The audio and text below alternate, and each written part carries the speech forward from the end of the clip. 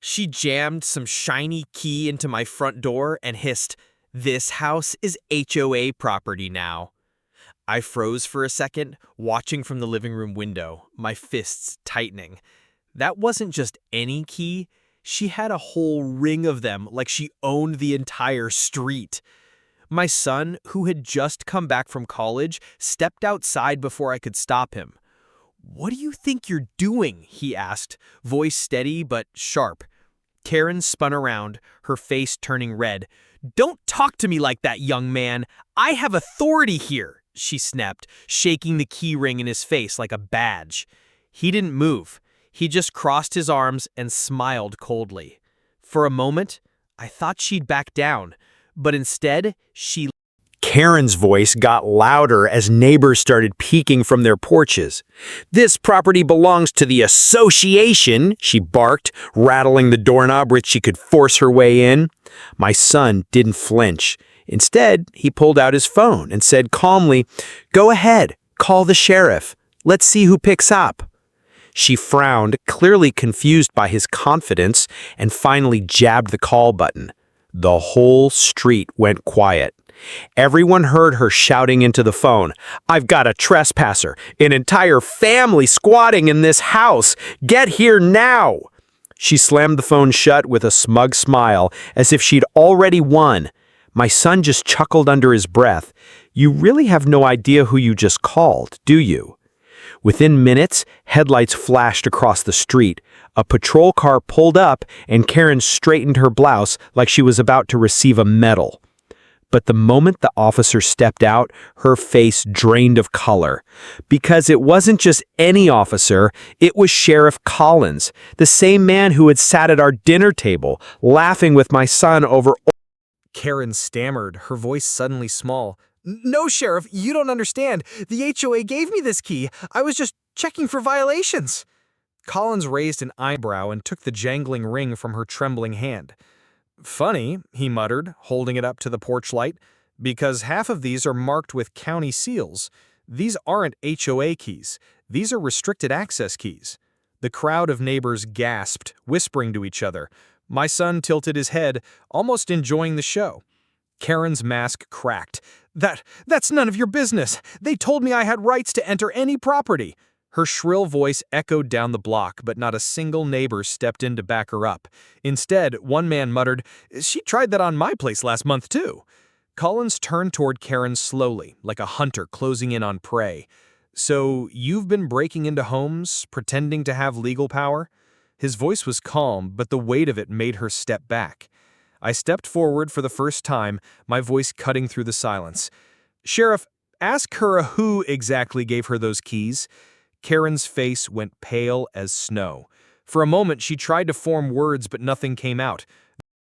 I didn't say a word. I just turned, walked inside, and came back with a thick leather folder. The crowd leaned closer as I laid it flat on the hood of Colin's cruiser.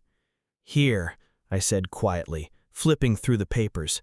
"Deed, tax receipts, and the title, all in my name. Signed and sealed years before this so-called HOA even existed." Collins studied the documents, his jaw tightening. Then he looked up at Karen, who was now sweating under the porch light. My son couldn't resist. "So, Mom," he said with a grin, "who owns the house now?" The neighbors chuckled nervously, their phones already recording. Karen lunged forward, trying to snatch the papers, but Collins blocked her with one hand. "Touch these again, and I'll cuff you right here." The color drained from her face, but she still forced a smirk. "These don't mean anything. The board will back me up." That's when another twist dropped. From across the street, old Mr. Reynolds shuffled forward, holding up his own phone. "Sheriff, I've got footage of her breaking into my garage last week. She used one of those keys." He hit play, and the video lit up the screen for everyone to see. Karen's voice screeched from the recording. "HOA rights..." Collins' patience snapped. He held the master keyring high for everyone to see. "This isn't authority," he said firmly. "This is burglary." The neighbors murmured louder, some even shouting, "Arrest her!" Karen's fake confidence melted. Her eyes darted around as if searching for someone to rescue her. But no one moved. Every single neighbor had their phone out, recording. My son stepped closer, his voice low but cutting. "You walked onto our porch, tried to unlock our door, lied about ownership, and now the sheriff has proof you've been breaking into other homes. How much deeper do you want to dig?" Karen's lips trembled, but she forced a shaky laugh. "You think you've won? The HOA has lawyers. You'll be drowning in court fees before you ever feel safe in this place again." That's when Collins dropped another bomb. He pulled a small device from his pocket, the body cam he'd been wearing since he arrived. The tiny red light was blinking. "Everything you just said, everything you just did, it's all recorded. Good luck explaining that in court."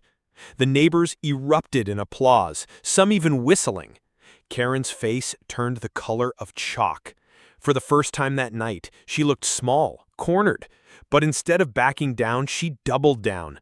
With one last burst of arrogance, she shouted, "If I go down—" Karen's hand dove into her oversized purse, and for a split second, the crowd gasped, some neighbors stumbling back in fear. But instead of a weapon, she yanked out a thick envelope stuffed with papers. She slapped it against the hood of the sheriff's cruiser. "These are official HOA liens," she screamed, her voice cracking. "Every single one of you owes us thousands. I'll bankrupt this street if I have to." Collins calmly opened the envelope, flipping through the documents under the porch light. His brow furrowed. Then he held one up for everyone to see. "These aren't liens," he said flatly. "These are forged notices. Fake stamps, fake signatures, even the county clerk's name is spelled wrong." The neighbors erupted with laughter and outrage. Phones zoomed in on the phony papers, capturing every detail. Karen's hands shook as she tried to snatch them back, but Collins held firm. My son leaned closer, his voice like a knife. "So, first you try to break into homes with stolen keys, and now you're running a fake debt scam? How many people have you threatened with this garbage?" Karen's eyes darted wildly, desperate for an escape. She shrieked, "You don't understand. I was promised protection. The board said I'd never get caught." That single line shifted the air. The neighbors went dead silent. The SUV stopped right in front of us, engine purring low. Everyone froze. The back door opened, and out stepped a tall man in a sharp suit, sunglasses still on though it was night. He walked with the kind of confidence that made the crowd instinctively move back. Karen's face lit up like she'd just been rescued. "Finally," she cried, pointing at me. Tell them this is HOA property." The man didn't even look at her. Instead, he adjusted his cufflinks and spoke directly to Collins.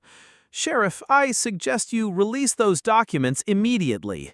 This neighborhood is under contract, and interfering with HOA business could cost your department dearly." His voice was smooth, practiced, like a politician who'd lied 1,000 times. The neighbors began whispering nervously. Some looked afraid, others furious. My son leaned toward me and muttered, "Looks like the real puppet master just arrived." Collins squared his shoulders. "And you are?" The man smirked. "Daniel Marks, HOA Regional Director. Everything here falls under my authority." He tapped his briefcase like it was a weapon. "I have legal power to evict, seize, and enforce. This family is trespassing, and Karen acted under my orders." Gasps rippled through the crowd. Karen straightened, her smugness crawling back, hiding behind this man's shadow. But she didn't notice the grin spreading across my son's face.